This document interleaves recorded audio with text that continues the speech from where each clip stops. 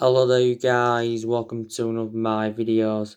On this video tonight, I am going to be giving you my reaction to Ole Gunnar Solskjaer's press conference ahead of our game against PSG tomorrow night in the Champions League. It is our first game in the group stage. So, Ole Gunnar Solskjaer has confirmed that Edison Cavani, Harry Maguire, Mason Greenwood, Eric Bailly and Jesse Lingard have not travelled to Paris. So we do have an injury crisis. Now Solskjaer's hoping that Harry Maguire will be fit for the game against Chelsea at the weekend. I thought Harry Maguire did very, very well against Newcastle recently. Like I said, got his name on the score sheet. Harry Maguire is the most expensive centre-half in the world at the moment because we did get him in a deal worth £80 million. Mason Greenwood, Solskjaer's confirmed he's not stayed at home because of disciplinary reasons. He's obviously absent, Mason Greenwood, and I think Solskjaer's confirmed he should be available for the game against Chelsea. Mason Greenwood also missed the Newcastle game.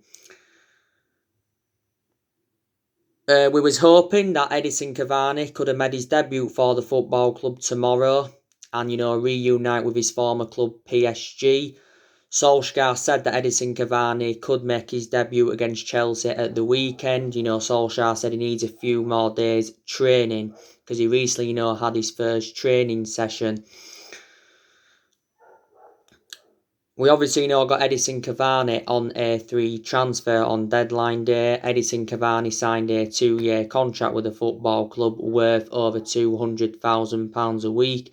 And Edison Cavani is obviously our next number 7. He also missed the Newcastle game due to COVID-19 restrictions. Eric Bailly is still out with injury. He did sustain a hamstring injury whilst he was on international duty with the Ivory Coast. And that's my element of concern about Eric Bailly. He is injury prone. There's obviously no Tuanzebe available, I don't think. Jones is obviously still out with injury. So there you go.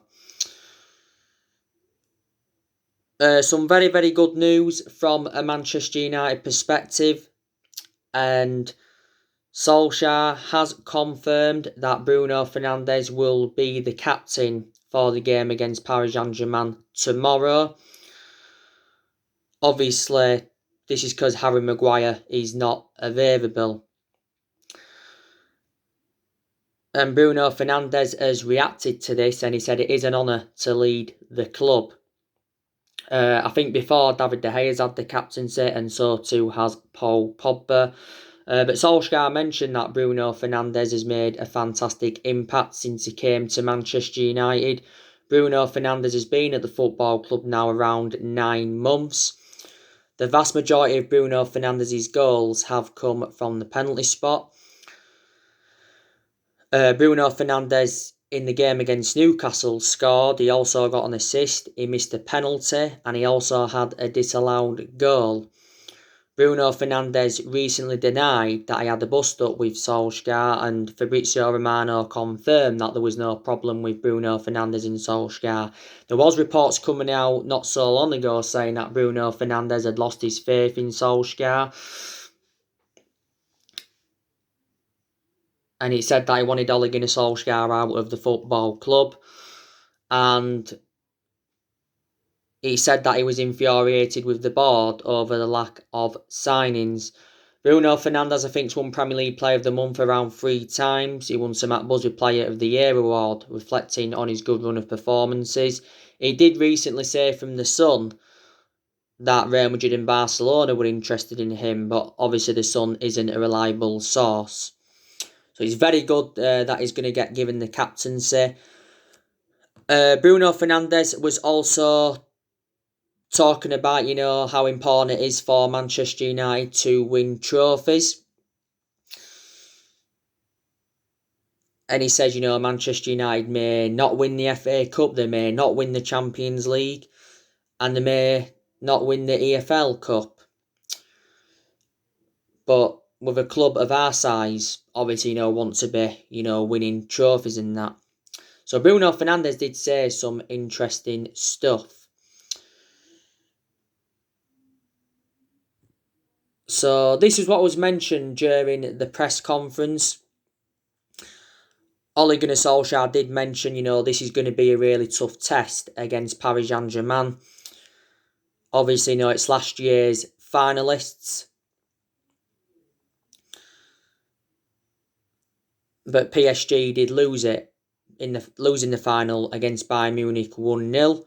He also mentioned that we've got RB Leipzig in our group and they're last year's semi-finalists. And the other club we've got is Istanbul Başakşehir. So I'd probably say, we've got the hardest group. But I'm really, really looking forward to this game. Like I said to you, in the 2018-19 season, we beat Paris Saint-Germain 3-1. And we overcame a 2-goal deficit because we was 2-0 down from the first leg. So anything can happen. Now, PSG have got some players that are unavailable. I think it's been confirmed that Marco Verratti and Leandro Paredes are unavailable. I think Julian Draxler might be available and Marquinhos might be available now, I heard. Juan Bernat, he's also unavailable. I think he's out until March. I think Mario Icardi is unavailable. Danilo Pereira, I heard that he's going to be out for a few weeks. And I think they've also got another player out with injury.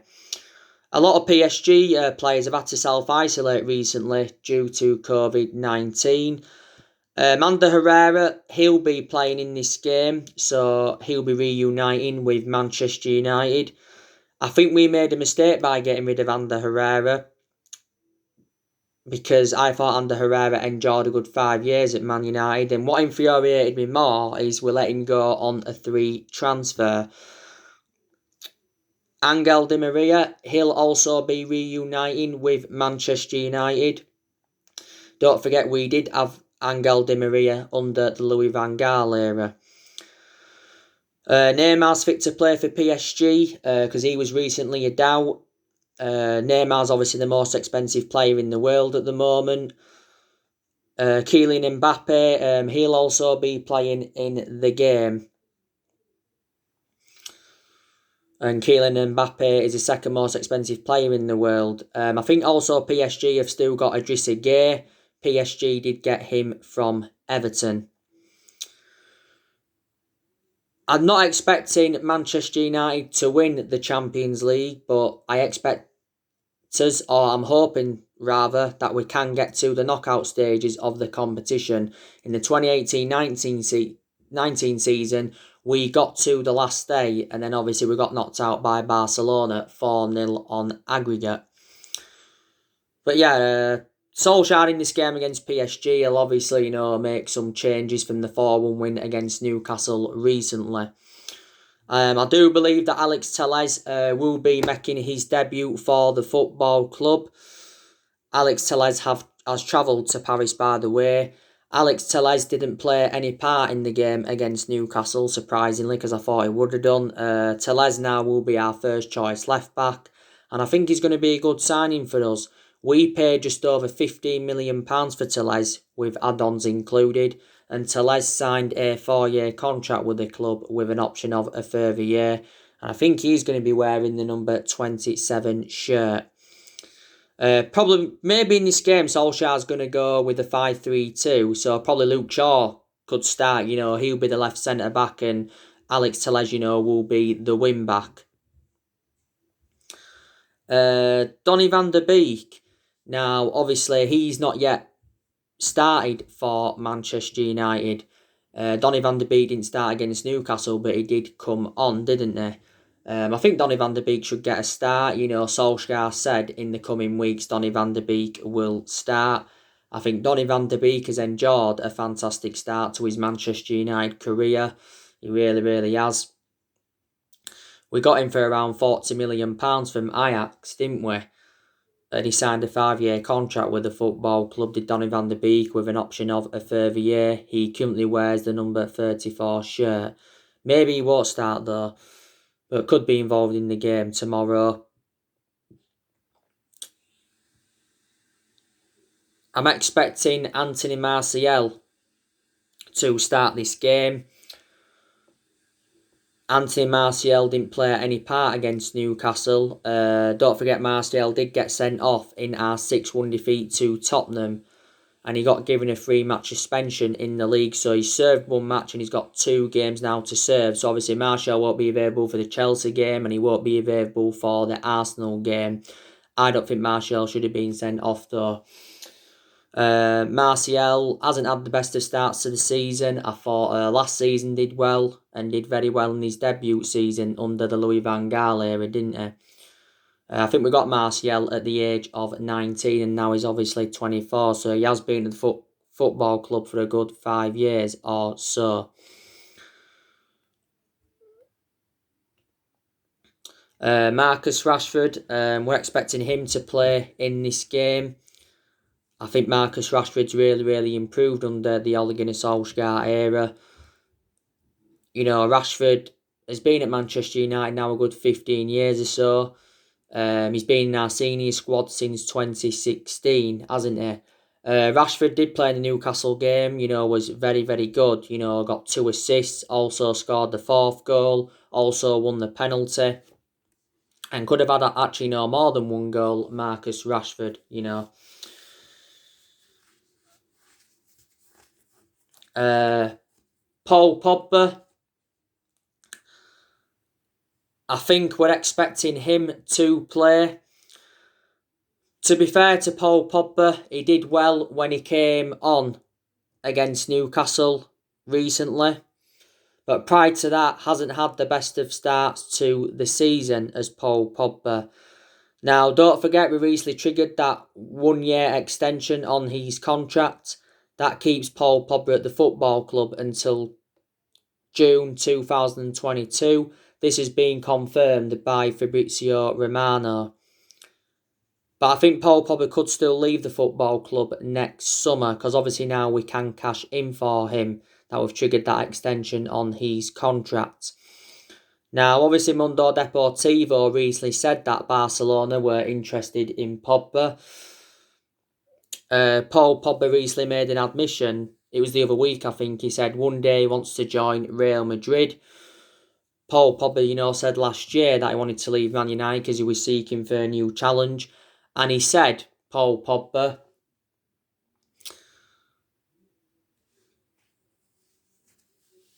that he wanted to go to Madrid. And he was talking a lot about Real Madrid and Zinedine Zidane, wasn't he? Like I updated you earlier on today, he says Man United are eyeing a move for Federico Valverde in a possible Paul Pogba swap deal. Federico Valverde, though, has got a substantial release clause. It's around £640 million. And he's got a contract with Real Madrid until 2025. There's obviously been narratives of Paul Pogba possibly going back to Juventus. Pogba did enjoy 4 good years with Juventus, but the vast majority of his performances at Man United have been totally comparison to his ones at Juventus. This season is Pogba's 5th season at the club since he rejoined from Juventus back in 2016. As it stands at the moment, Pogba's our most expensive signing because we paid £89 million for him. And he sustained a few injuries as a Manchester United player. Last season had that ankle injury, so didn't really have a perception on him. Pogba's agent, Mini Raiola, I think said before the start of the season that, Pogba wants to stay and he will hold talks over a new long-term contract. Pogba's won 2 trophies at the football club, and that was the Europa League and the League Cup. So there you go. Nemanja Matic, he could be involved in the game. I don't think Matic has had the best of starts to this season, if I'm going to be quite honest with you. I thought he had some good games though towards the end of last season. You know, it wasn't so long ago Matic signed a 3-year deal with the football club. Matic has been at the club now over 3 years. We got him in a deal worth £40 million from Chelsea back in 2017. And Wan-Bissaka, he'll probably keep his place at right back. I thought Wan-Bissaka was absolutely exceptional in the game against Newcastle recently. Wan-Bissaka scored his first goal for Manchester United, and it was his 50th appearance in the Newcastle game. I think it actually was his first senior goal. Because Wan-Bissaka, let's be honest, hasn't really had a great start to this season, but in the Newcastle game, didn't only score, he showed some good attacking intent, and defensively, it was very, very good. This season is Wan-Bissaka's second season at the club. We got Wan-Bissaka in a deal worth £50 million from Palace last summer, didn't we? Probably Lindelof will play. Lindelof wasn't too bad in the game against Newcastle, was he, if I'm going to be quite honest with you? Made some good blocks and that, but he's not on Harry Maguire's level, let's be honest. He really, really isn't. Lindelof's enjoyed around 3 years or so at the football club. Paid around £30 million in from Benfica back in 2017.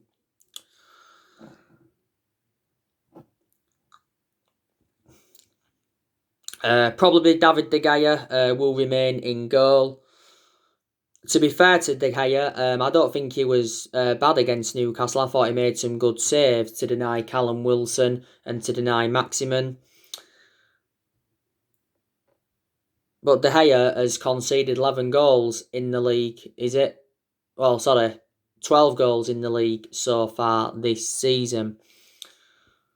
You know, this season is David De Gea's 10th season at Manchester United. He has made over 400 appearances for the club in all competitions. He's made over 300 appearances in the Premier League, and De Gea has won everything domestically at the football club, and he has won individual awards reflecting on his good running performances over the years. But I think in the last couple of years, De Gea has been a liability, reflecting on the calamitous mistakes he's made.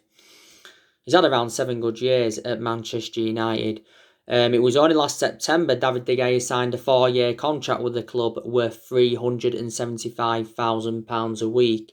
So De Gea is the highest paid goalkeeper in the world and the highest paid at the club. We paid just over £18 million for him from Atletico Madrid back in 2011. There's a possibility chance we could sell him next summer, but if we sold him next summer, we get a lot more than the £18 million that were paid for him from Atletico Madrid. When De Gea does leave Man United, I think he'll go back to Spain. I really, really do. But I've already said, we should put Dean Henderson as number one, because I think Dean Henderson is now reliable enough to become our number one goalkeeper, because Dean Henderson has got that experience behind him. Dean Henderson's been at Manchester United since the age of 14, so he has been part of the club for several years. Was it before the start of the season?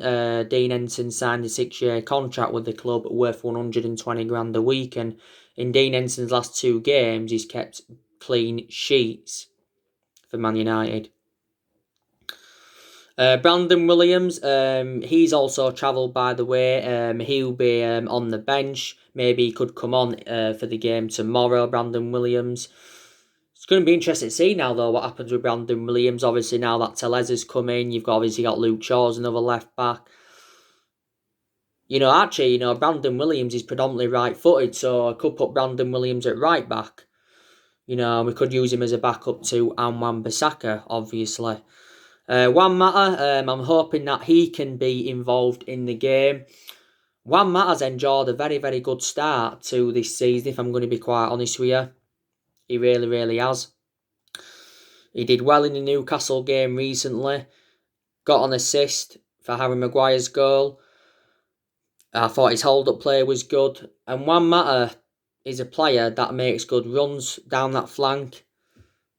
He has lost that yard of pace a little bit. That's obviously reflecting on his age and doesn't get as much opportunities now. But Juan Mata didn't only do well against Newcastle, he did well in both of our Carabao Cup games against Luton and Brighton.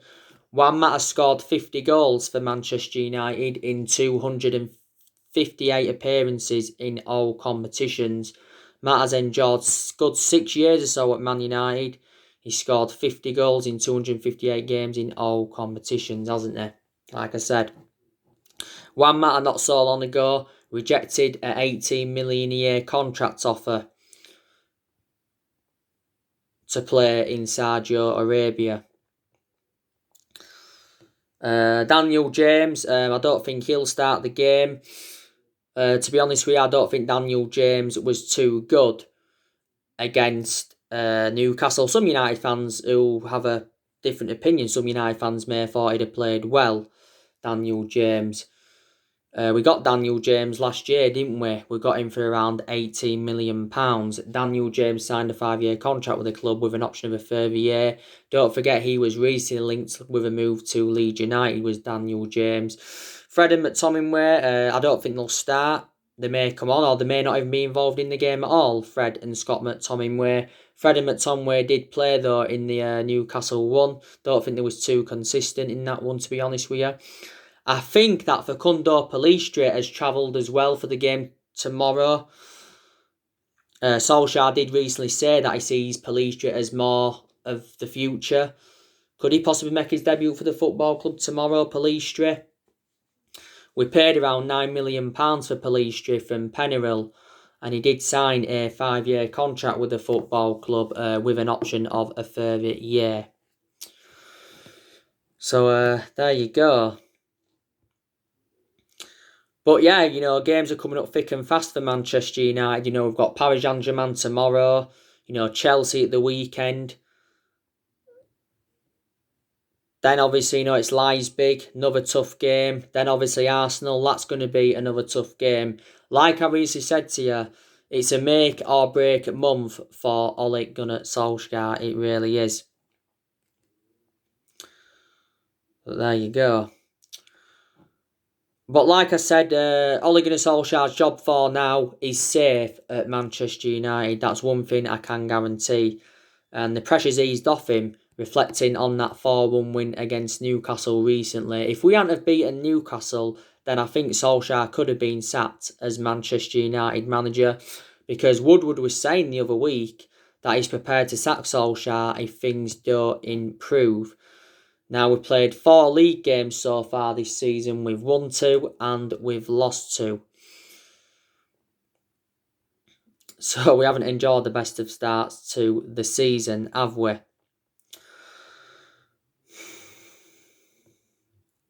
I still don't think that Ole Gunnar Solskjaer has a foreseeable future for Manchester United because, like I've said to you before, he hasn't got that proven pedigree, has he? Manchester United is the 3rd club in his managerial career. Obviously, before he was with us, he was at Mould. He won a few Norwegian titles at Mould. And before he was at Mould, he was at Cardiff. Enjoyed a very short tenure with Cardiff. The main explanation he got sacked from Cardiff is because he ended up getting Cardiff relegated. But he's gained managerial experience at Man United, reflecting how long he's been with us. Solskjaer's been at the football club now for almost 2 years. We appointed him in December 2018. And he's been permanent Man United boss since March 2019. Solskjaer's got a contract with us until 2022. So he's got just under 2 years left on his contract. And, if we did decide to sack him, we would probably have to pay around £4 million. But that's totally contrast to the £18 million that we paid to get rid of Jose Mourinho.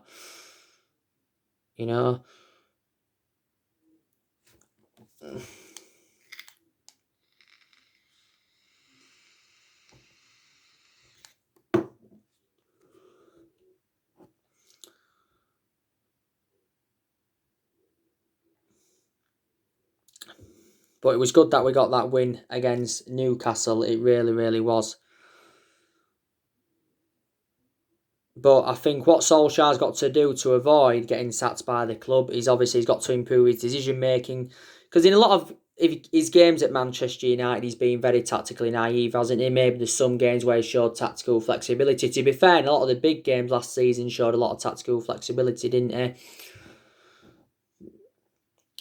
I think obviously players have got to improve, and the players that have been underperforming actually perform well in the Newcastle game. But obviously they've got to continue that consistency. Obviously, I said at the start of the season that Solskjaer's got to exceed his expectations, didn't I? I think what would represent a good season this season is finish in the top four, maybe the top two or top three if possible, and win a trophy. It'd be fantastic for us to win a trophy this season. We haven't won a trophy since the Jose Mourinho era, and that's over 3 years ago now. And we haven't won a trophy yet under the Ole Gunnar Solskjaer era. You know what I mean?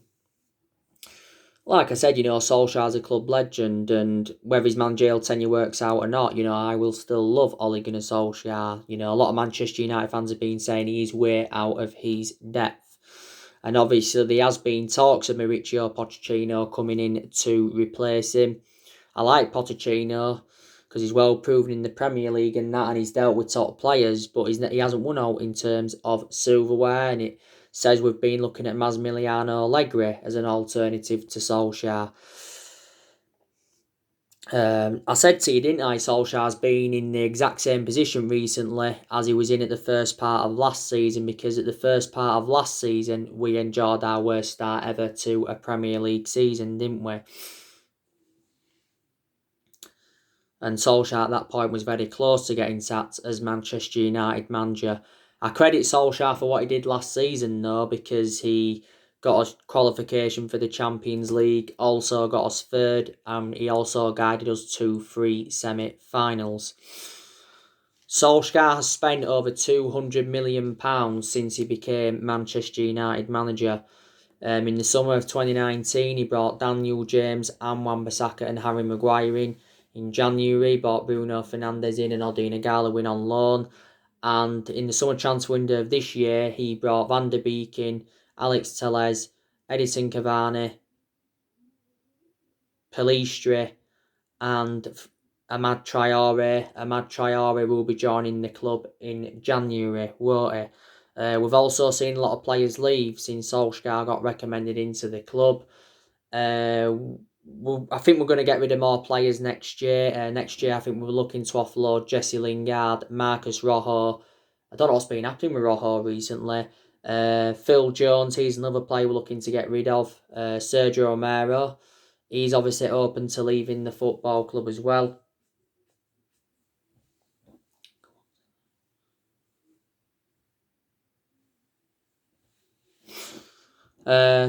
I think, he's been left out of the Champions League, hasn't he, as Romero? I think Rojo has as well, I've just remembered. I think he was left out of the Champions League as Rojo. So, there you go. I also like the way that Ole Gunnar Solskjaer has promoted the youth, because the young players have been given their opportunities. And we've had some good periods under the Ole Gunnar Solskjaer era, haven't we?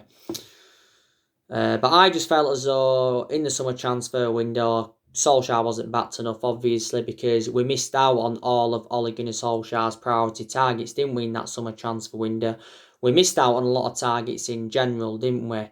We missed out on Sancho, missed out on Grealish, missed out on Reguilon, missed out on Bale, missed out on Bellingham, missed out on Thiago, missed out on Nathan Ake, missed out on Kalidou Koulibaly, missed out on Haaland in January.